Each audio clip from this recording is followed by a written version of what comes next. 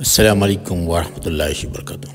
আপনারা দেখলেন সূর্য ব্লকের নতুন নতুন সিরিজগুলো, যেগুলি অনেক অনেক সুন্দর দেখার মতো, আর দেখলে সবার কাছেই ভালো লাগবে। কারণ সিরিজগুলি এমন একটি সিরিজ যেগুলি সবসময় যারা দেখবেন, যখনই দেখবেন স্মরণ থাকবে, সে পুরনো কথাগুলো মনে পড়ে যাবে যারা ওই এলাকার বাসিন্দা।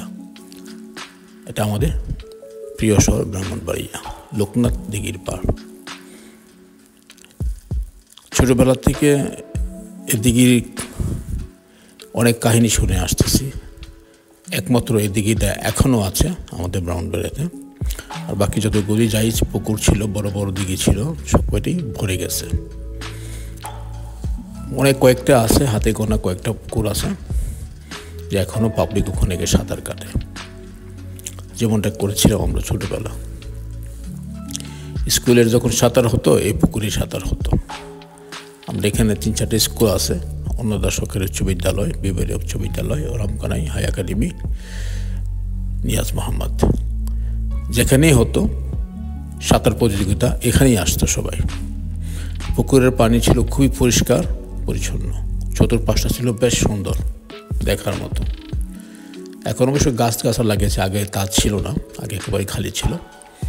তবে এখন দেখতে খুব ভালোই লাগছে, তবে একটু অপরিষ্কার। যদি একটু পরিষ্কার করে হয়তো জিনিসটা আরও সুন্দর দেখাবে। তো সেখানে যাওয়ার পর পুরনো কথা মনে পড়ে গেল। কোনো এক সময় তো আমি এই পুকুরে অনেকবারই গোসল করেছি, কারণ পানিটা ছিল খুবই পরিষ্কার, কখনই নোংরা হতো না, ঘোলা হতো না, পানিটা গভীর ছিল পুকুরটা। যখন আমরা এখানে এসে গোসল করতাম প্রায় সময়,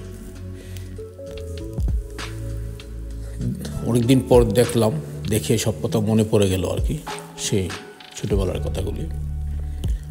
তাই এখানে সকালবেলা এসে আমরা ব্যায়াম করতাম, এখানে বাস্কেট খেলতাম, ব্যায়াম করতাম, তারপর আপনার দৌড়তাম। মানে খুব সুন্দর একটি জায়গা ছিল, প্লেস ছিল আর কি। এখনও ওই জায়গাতে যারা ডায়াবেটিসের রোগী, তারা কন্টিনিউ দিনে রাত্রে কন্টিনিউ এখানে ঘোরাফেরা করে। আর এখানে আশপাশ এখন ব্যায়াম করার জন্য অনেক কিছু রেখেছে দেখলাম। যারা ব্যায়াম করতে চায় যে কোনো সময় গিয়ে এখানে ব্যায়াম করতে পারে, কোনো সমস্যা নেই। এটা হলো বিবারিয়া উচ্চ বিদ্যালয়। এটা আমাদের অন্য স্কুলের পাশেই। অন্য স্কুলে যাবো ইনশাল্লাহ, যেহেতু আমি অন্য স্কুলের ছাত্র। পরে একটা যুগ ওখানেই পাই করে দিলাম। এটা ছিল বিবারিয়া স্কুল। এটা একটু অন্যরকম। তখন আমরা তখন ছিলাম, গেট ছিল অন্যদিকে, এখন গেট আরেক দিকে। এবং এখন যেটা কেমন দেখা যায়, আগে মনে আরও সুন্দর ছিল, জানি না ঠিক, আগে মনে ভালো ছিল এমন মনে হয় আর কি। যাই হোক, সেই ব্রাহ্মণবাড়িয়ার অনেক স্মৃতি, অনেক কিছু রয়ে আছে যেগুলো ভোলার মতো না, আর কখনো ভোলাও যাবে না। কারণ সে পুরনো স্মৃতিগুলি কখনোই ভোলা যায় না, যতই চেষ্টা করুন না কেন। যাই হোক, সবাই ভালো থাকুন, সুস্থ থাকুন। আল্লাহ হাফেজ।